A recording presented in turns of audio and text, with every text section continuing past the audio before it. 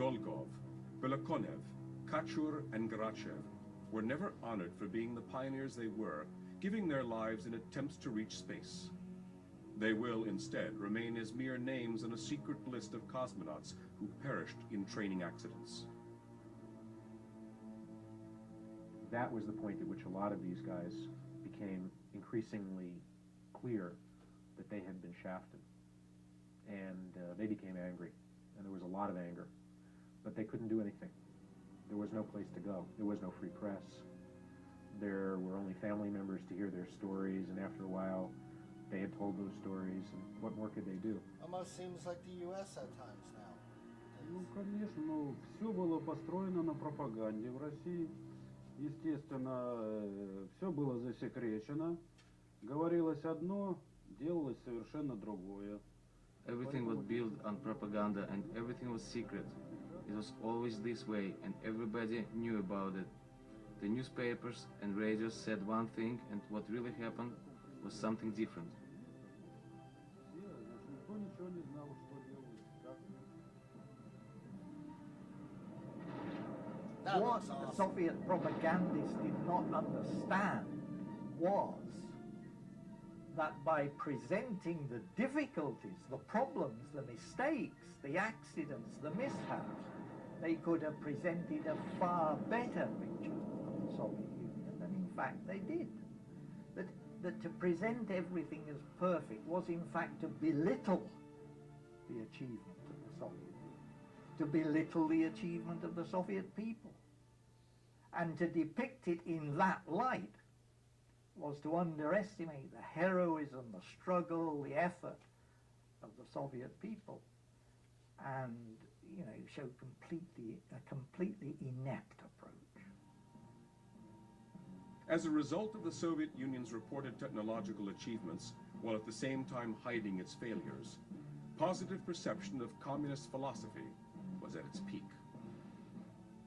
Khrushchev reportedly became obsessed with the idea of being the first to successfully launch a man in space and ordered Korolev to make it happen regardless of cost. I'm sure that meant human life. At that time, Lieutenant Colonel Vladimir Ilyushin was unquestionably the Soviet Union's most famous and experienced test pilot. As a test pilot, Ilyushin set dozens of speed and altitude records and also held the world altitude record. Another commercial. UFO channel got it Nearly going 30 with kilometers, these commercials. she said in 1959, using a Sukhoi 9 military interceptor jet. In late 1960, Ilyushin was awarded the Hero of the Soviet Union, their highest military honor, for his altitude records. Equivalent to the prestigious American Congressional Medal of Honor or a British knighthood, this Soviet award was bestowed upon a select few. Ilyushin himself was the offspring of the most distinguished military and aircraft engineering family in the Soviet Union. His father, Sergei, was one of the most famous heroes in the Soviet Union, designing and building many of the fighter and bomber planes that contributed to saving the Soviets from the invading Nazis at the height of World War II. Amazing how we were partners with the Soviets. Sergei Ilyushin, designer, was very much involved in World War II fighter planes. And the Soviets, at the Battle of Stalingrad, the IL-2 Sturmovik was probably the most famous of all the Russian aircraft, being a ground attack aircraft. So this gave him huge stature under Stalin, and then of course Khrushchev when he took over. In addition, Sergei Ilyushin was also one of the most powerful men in the Soviet Union, having been awarded the Hero of the Soviet Union 3 times, and being a member of the inner sanctum of Soviet power as a distinguished deputy leader of their parliament, the Supreme Soviet. After World War II, the elder Ilyushin correctly envisioned the future of aircraft manufacturing as requiring the transition from military to civilian production. Once again, Ilyushin showed his brilliance in designing and manufacturing some of the best civilian passenger jet airplanes ever made. The Ilyushin Aviation Complex was considered by many to be one of the world's finest civilian airplane manufacturing companies. Too bad they don't know how to land their planes right. Ilyushin would be respected and, in Soviet society, not because he had 3 awards, but why he got the 3 awards, which was because of his work as an aircraft designer and his contribution to the post-war development of Soviet civil aviation was outstanding. The younger Ilyushin was Russians are always not fearful stupid of people. being lost or They are stuck in very his father's smart. larger-than-life image, and set out to free himself from his father's shadow. The younger Ilyushin did not want to be groomed to take over his father's civilian airplane manufacturing company. Instead, he entered test pilot school, then went on to design and test pilot military jet fighters. In a final act of defiance, Vladimir joined the Sukhoi Aircraft Company in 1952, his father's most bitter personal rival. The elder Ilyushin is said to have been enraged over his son's actions, remaining highly incensed for several years. Throughout the 1950s, the relationship between elder and younger Ilyushin was non-existent, but ultimately culminated in one of mutual pride and respect for each other's accomplishments. Vladimir Ilyushin reportedly snubbed the thought of flying in space when it was first offered to him, regarding it as fit only for dogs and lab rats. The Soviet space capsule was to be operated exclusively by mission control engineers via remote control. No hands-on cosmonaut actions were required, which was an uninteresting prospect for the best test pilot of the era. Still, most of Ilyushin's accomplished fellow test pilots did join the Cosmonaut Corps in spite of this obvious handicap.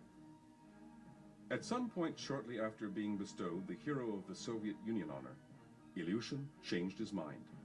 He began to actively pursue the idea of becoming the first man in space. Ilyushin began to view space as his personal opportunity to separate himself from his larger-than-life father and become an immortal hero on his own and in a field apart from aviation. One of the powerful things that the Ilyushins brought to Russia was a sense of a dynasty. There's a group of families who were significant historically, and the Ilyushins were certainly one of those. And the fact that it was all in the same sphere in aviation and aerospace sciences was significant. It was therefore, in my view, no accident that Vladimir Ilyushin would have been picked as the man for the job. I mean, it was an obvious choice.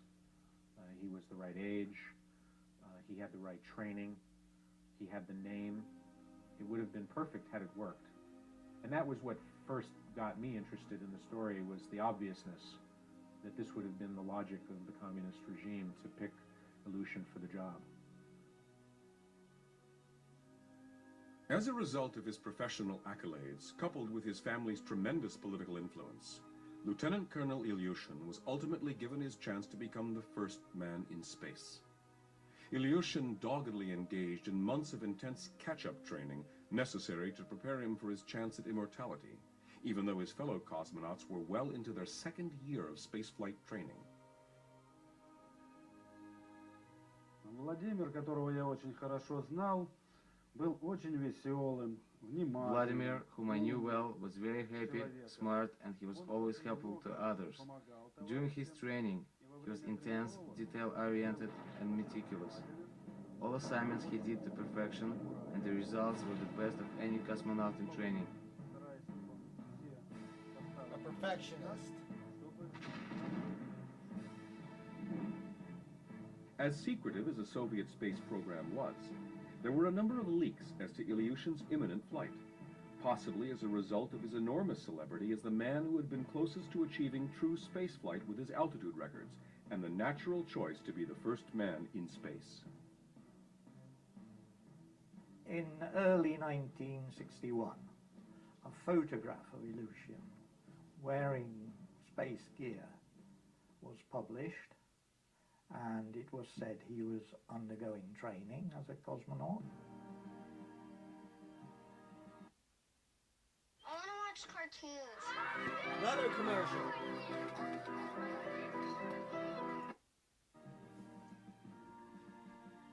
My job was to film all aspects of Vladimir's UFO life. TV, Vladimir was the nicest, I hope you were happiest, sponsored. friendliest pilot I have ever seen. Vladimir A was nice guy he confident was. and determined, and he was ready for this day.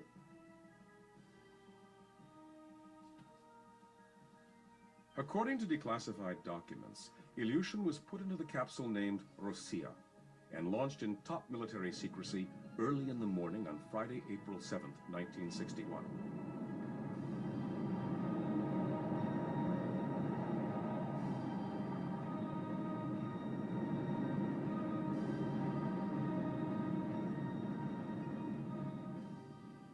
I was just so excited to be a part of this whole thing. And I was thinking to myself how most people could only read about history. And here I was being a part of history. At the time, the CIA and other military intelligence organizations neither confirmed nor denied the detection of the launch or the flight.